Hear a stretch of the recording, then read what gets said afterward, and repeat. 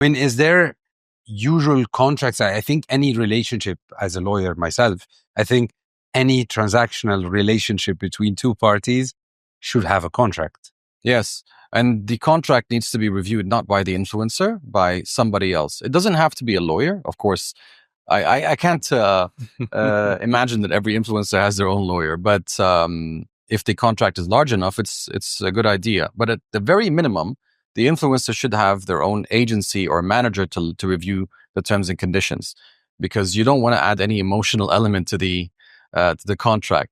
As the person who's going to execute and operate the terms and conditions, you have to be sort of removed from the contract a little bit. Yeah, I mean, this shows how important is a written document when we talk about the appreciation, because before we get into whatever is the deal to collaborate together, me putting down 1, 2, 3, 4, these are the things that I'm expecting from you. These are the KPIs based on this job. That's how you pay me, and that's when you pay me, and that's how much you pay me. And that's it. It doesn't have to be a contract of 10 pages. It can be a simple document, one pager, that regulates the relationship between both of us. Why, since we have so much of collaborations happening and social media becoming so important in our life, why a lot of influencers are lacking behind when it comes to contracts? I think the biggest point is they're just too scared to let the brand go. They don't want the company to not work with them, so they'll say, you know what, we'll do whatever it is that you want us to do at the rate that you believe is appropriate, just so that we can say that, hey, we started working with so and so brand. And the larger the brand, the more influence or power that they have over the influencer. That's the name of the game. And then one of my influencers said to me that a lot of these big brands, they treat influencers like a cheap date.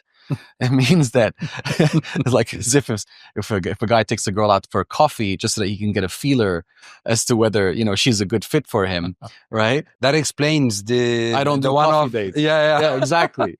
That explains as well the one-off deals. Like let's do 3 stories and see how that works. Exactly. Yeah. Yeah. And it's not fair to the influencer, because a lot of work goes into building the influencer's page and for them to actually put the content out there, and the content will be there forever. Right. So it may not perform today, but maybe a month or 6 months down the line. Yeah, that thing about the appreciation and the KPIs is very important, and I think having a one-pager contract would make sense. And I think maybe we need to also speak to the brands and to whoever is representing these brands to educate them that having a written agreement with the influencer is not basically limiting what you can or you cannot do. It just reduce the friction and the problems that might happen with the influencers in the market.